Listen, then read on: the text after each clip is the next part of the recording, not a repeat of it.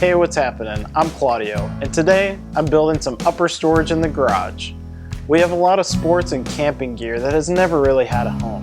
I wanted one spot I could always go to find the gear I need. I also didn't want a huge standing shelf taking up space on the shop floor. I decided to build the storage shelf in the dead space above the workbench. I wanted to build this whole unit with scrap lumber I had lying around. If you want to see how I built it, stick around. Let's make it now. I started out by laying out a straight line with the laser level. Referencing from that line, I could locate all the studs in its path. I grabbed the longest 2x4s I could find and screwed them through the wall and into the studs. Above the ceiling are all the joists. I marked out where they were and screwed in some 2x4s. It's a little tricky doing this by yourself, so I held up the boards by wedging additional 2x4s from the ground. This holds the boards up long enough for me to screw them in. I realized the rack wouldn't be quite tall enough to fit my bins, so I had to move it down. Moving it down meant I had to cut out a notch where the boards would run into the door trim. I removed the 2x4 from the wall so I could make the necessary changes. I ran a line just above where the door trim would be. Then using a jigsaw, I cut the small side. For the long side, I used a circular saw. I put the board back in place and it fit great.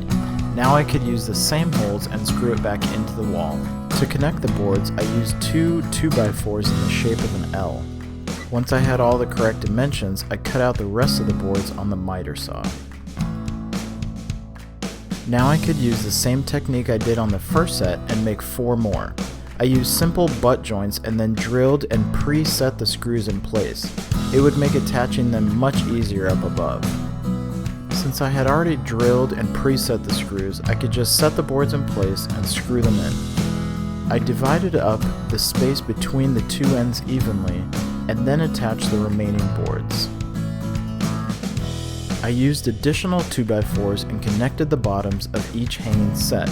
This adds lateral strength and also gives me a place to attach the slats.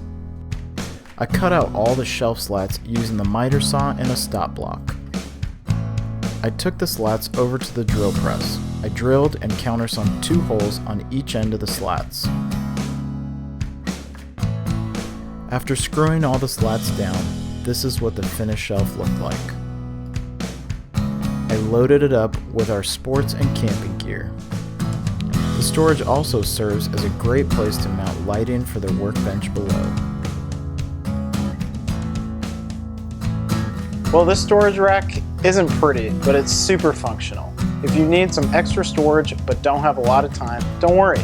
This project only took me an afternoon to build, and it gets everything up and out of the way. If you like this project, please subscribe below.